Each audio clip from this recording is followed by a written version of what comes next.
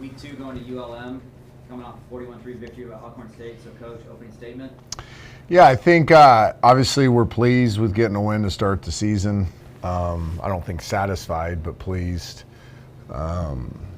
Big challenge ahead. I mean, this is 1-6 on the road in 1-6 in week 2 since the program's come back, and then 0-6 under my tenure on the road. So a lot working against us. A staff at ULM that knows us intimately, knows our schemes, knows our systems, knows our terminology, knows our philosophies. A staff we respect a lot. They've done a really good job recruiting since BV's been there, getting longer players, more athletic players. So they had a good win. I think we have our work cut out for us. Coach, the relationship with you and BV was interesting, and actually, I remember you telling me in this office. Can you explain that transition and what the respect you have for him and how he helped you kind of get started here at UAB? Yeah, it was an uncomfortable start for both of us. We were sharing this office for, 2.5 weeks, and he was great. You know, the first day I was here, he said, I'm getting out of here, I'll go work somewhere else. I'm like, no, this is your football team. Until after the bowl game, and I sat right there at that corner, and he sat at his desk, and we spent hours together talking about the history of UAB, his experience, the football team he was leaving, things he wanted to accomplish but didn't get the chance to. Went through the roster player by player, went through coaches, so he was extremely helpful with onboarding. I'd say it gave me a couple-month head start with that. I have a great deal of respect for him as a man, as a person. His coaches that I don't want to say took from us, but, we're on our staff are great coaches, guys that I really felt like I was going to be with for a long time. So he obviously can identify coaching talent. And again, no hard feelings that those coaches with him. I don't blame them. They were elevated, and that's part of this business, but it all adds up to a unique challenge. Kind of on that note, obviously it's going to be an emotional weekend for them, and I'm sure they're going to have their team emotional. How important is it for you guys to kind of match that emotion, this week particularly? Yeah, I think, Steve, you have to match it the right way. If it's who can scream the loudest and break the most chairs in the locker room, I don't know if that's the right type of emotion. I think, we're still learning our emotional peak performance as a football team. I think it's a really important thing to learn as a unit. And there's a lot of research behind that. It's not just my opinion. There's a lot of research in the human performance world around what is peak emotional performance. And I think one of the things I did at Lipscomb was really search for that with those teams. You're dealing with a different demographic, but it's still important. And then once we found that, we knew every week, road, home, big game, cupcake, it didn't matter. When you find your peak emotional performance spot, you're going to play your best ball. So that's kind of what we're searching for. Obviously not asking for specifics, but heading into this week, new quarterback for ULM, how hard is it to game plan when there's not very much game film on a guy that's been in college for a while? Yeah, early season game planning is difficult because you got to – well, you have one game of this group together. So schematically, this is what they're doing with this group of people. And then you go back in their coaching career and kind of figure out what they do schematically with different personnel. And you're trying to piece it together. But at the end of the day, it's a guessing game. I think you got to be prepared for everything. And then ultimately, you got to make sure players and coaches are focusing on them.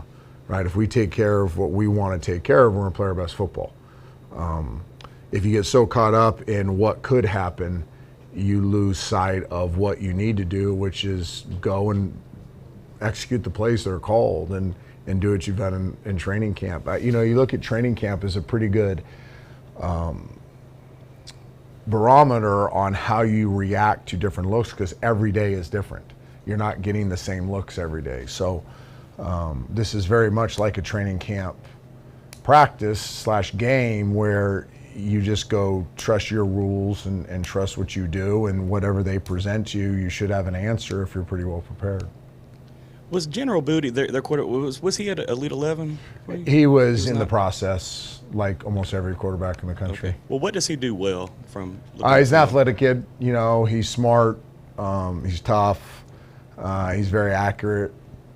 So he presents a lot of challenges because he can do a lot of things. And I think, you know, we very much realize that what we saw in week one from ULM's offense is not the totality of their offense. So they have other things that they'll use him for in this game. And again, we have to just trust our preparation and our rules to respond to those things as they show up. Defensively, with the new scheme this year, week one proved that things are going in the right direction, just allowing under 200 yards of total offense. Now heading to this week, how do you keep on pushing and raising that standard? Yeah, they're growing. They did a lot of really good things, especially on the defensive line. We were physically better than them too. You know, I think you can't, like, the scheme's part of it, but we were physically better than them at the line of scrimmage, and our defensive line showed that. Now, I don't know if that's going to be true every week, so we looked very closely at technique, effort, you know, things that, you know, you can address this week to get better. The message on whatever day it was, Friday, the day after the game, was very clear, and it was not to be mean or harsh, but I asked if anybody was satisfied, and nobody raised their hands. I said, good, well, then we're on the right track, because we played okay. You know, there's a lot of things to correct.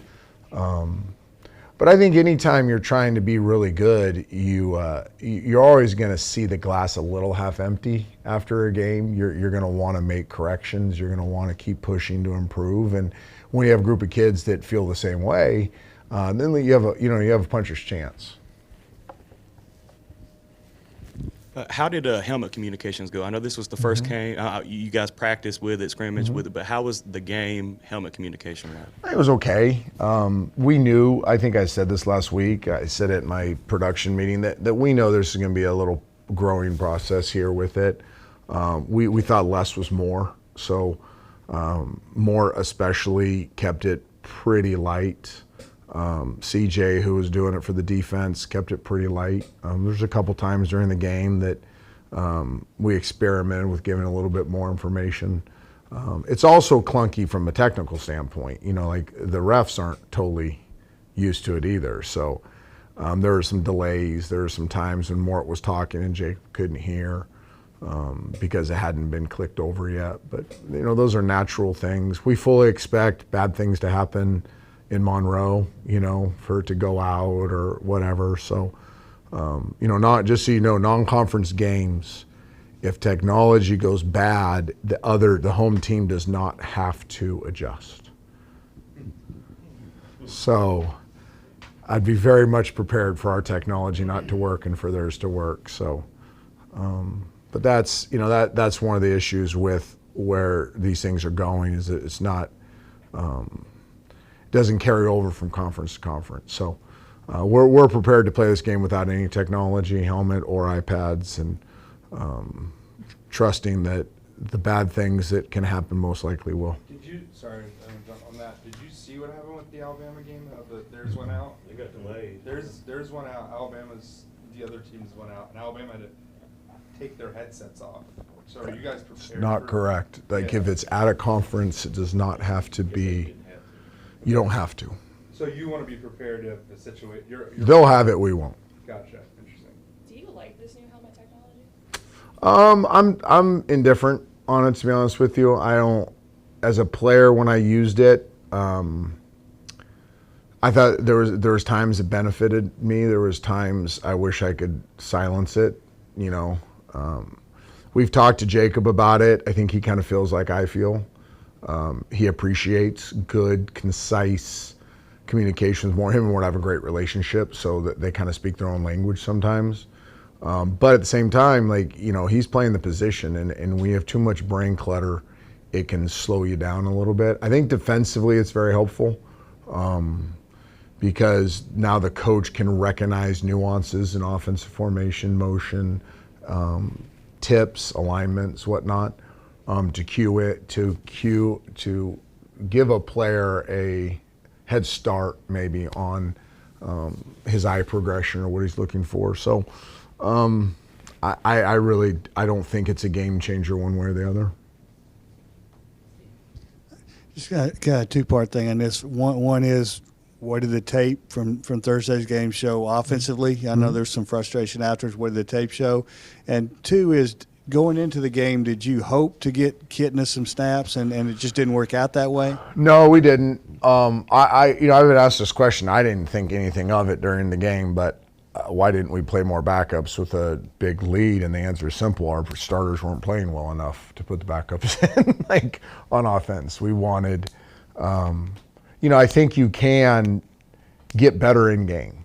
Like, you can learn stuff from in game. I wanted our guys in the second half to feel the fatigue, to see if they still played with their hands with fatigue, if the receivers were exploding off the ball with fatigue, if our runners were, having good contact acceleration with fatigue. And the answer was no. We did not play very fast or strong in the second half offensively, so I wanted to condition them to do so. We might be in a 90, 95 play game that we're trailing, and we have to play our best football at the end. So that was very intentional on my end. I never thought about putting backups in. I had not one time did it cross my mind to sub. In fact, my anger on the sideline was because we were subbing too much at the receiver position. I wanted our receivers to build up an in-game tolerance. So it was evident we didn't finish very well in the second half. We didn't protect very well in the second half. We didn't do the things in critical downs that we needed to do to,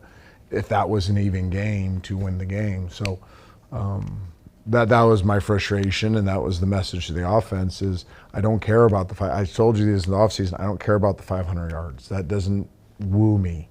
What woos me is critical down numbers, finishing drives, playing your best football when you need to play your best football. And we weren't able to do that, and that's why I was disappointed. Coach, what's the concern, or I don't know if concern is the right word, when a coach knows your quarterback so well in Jacob Zeno and BV? What are you going into this game? Well, I think more importantly, he doesn't know the Jacob Zeno now. I would say that'd be a myth. Jacob would tell you that. Jacob now is a very different player than he was before he got into this system. Now, he knows our systems. Taylor Dupuis is one of the best coaches I've been around, young coaches I've been around. He knows everything about this offense. He knows it better than I do.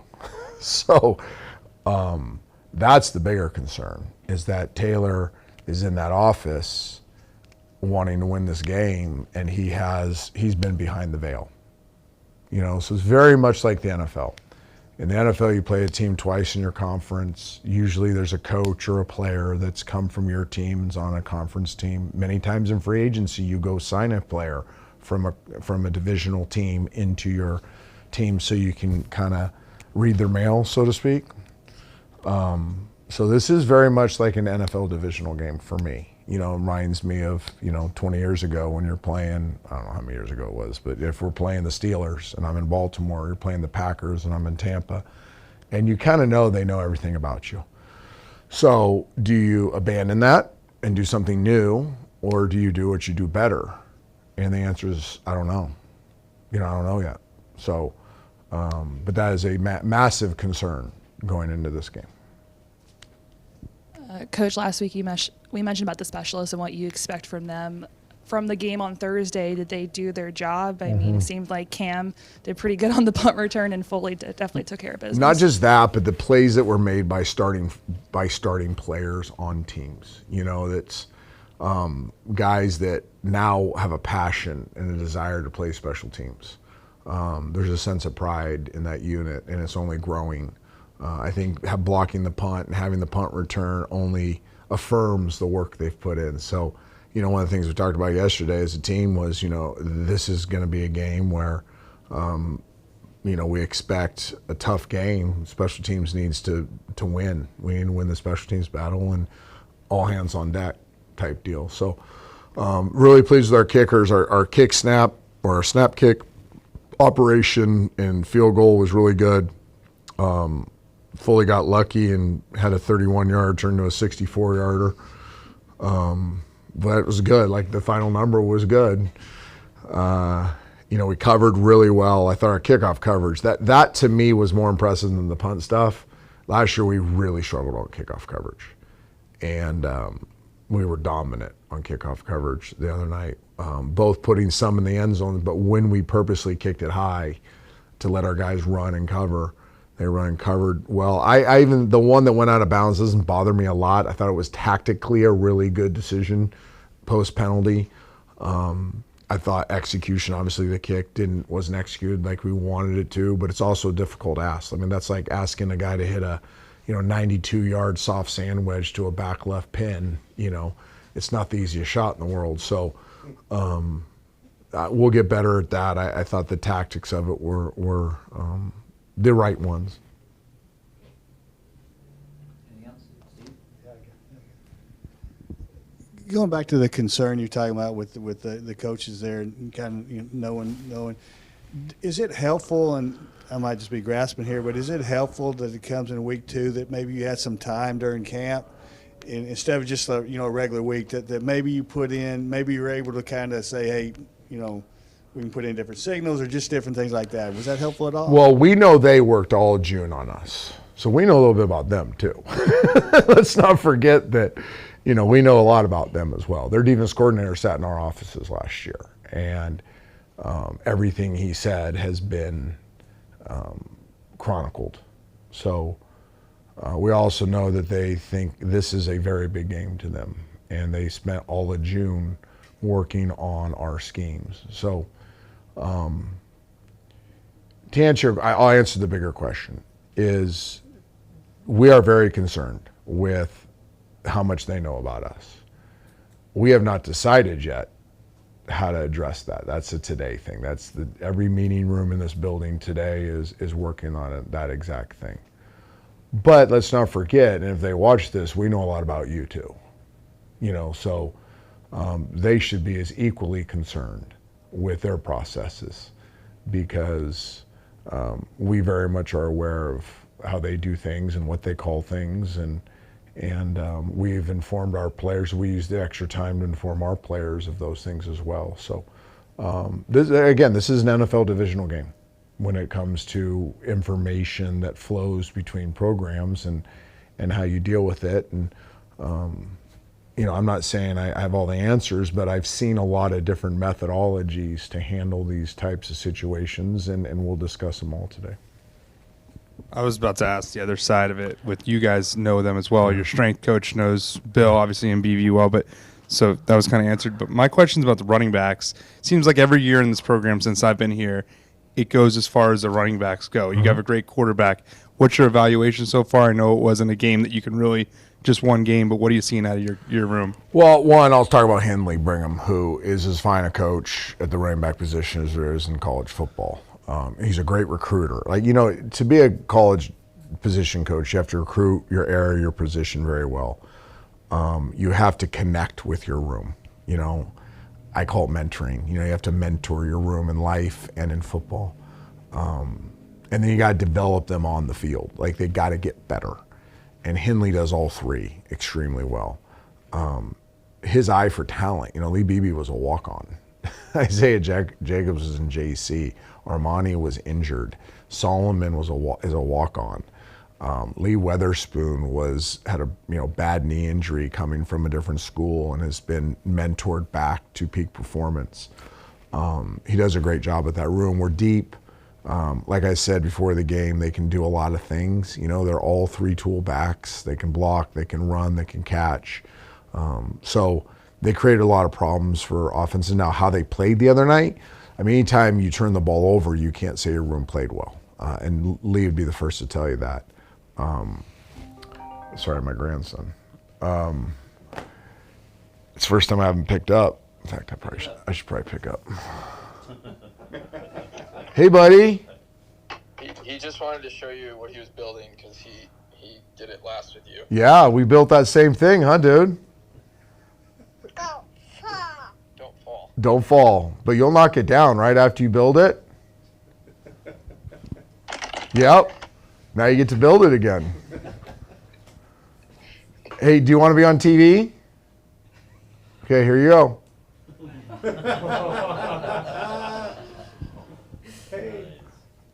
Doppy's press conference. Live. Say oops. Say go Blazers. Here, let everybody serious say go Blazers. Say it loud. Yeah, I love you, buddy. We'll talk later, okay? All right, bye-bye. I can't remember where I was at. Running backs. You know, they practice so hard. They played hard. I think they played a little out of control. We missed a pass protection. We turned the ball over. There were some opportunities to break tackles that they normally break that they didn't. But I mean, of all the things I'm not worried about, it's kind of that. You know, it's like they didn't play to their standard that they've been practicing to, but also know that they will. Delano Townsend on Thursday was essentially your sixth offensive lineman. Kind of how did he play, and can you let's talk a little bit about his progression from a year ago? Yeah, I think if you look at like off-season MVPs, which probably isn't that important, but you know you keep a track on it, he would be one of them. He's a guy that when he attacked his redshirt year, you know, and that's the thing. Like today, we had a bunch of guys, you know, not attack their Monday. Even though it's their day off, they still have things they can do, voluntary things they can do. You know, Delano's a freshman that every opportunity to get better as a freshman got better. And then carried that over to the off season. And then had a camp where he continued to get better every day in camp. So, you know, I told him yesterday, when you continue to improve, we're looking to find ways to put you on the field. You know, we played 34 guys defensively the other night. That wasn't just because we're ahead, because there's 34 guys on defense that you're looking to give opportunities to. Offensively, I would not say we have that many players, but Delano is one of them. We're looking to give him opportunities. So I thought in his limited time he played well. He definitely plays with a youthful energy. You know, maybe the way I would say it is like he moves like somebody that doesn't have a lot of tread on his tires. So we'll continue to look for ways to insert him into the game. I fully expect us, once we're in shape, to rotate 6, 7, 8 offensive linemen. Sorry. All good? Anything else? All right. All right, thanks you guys.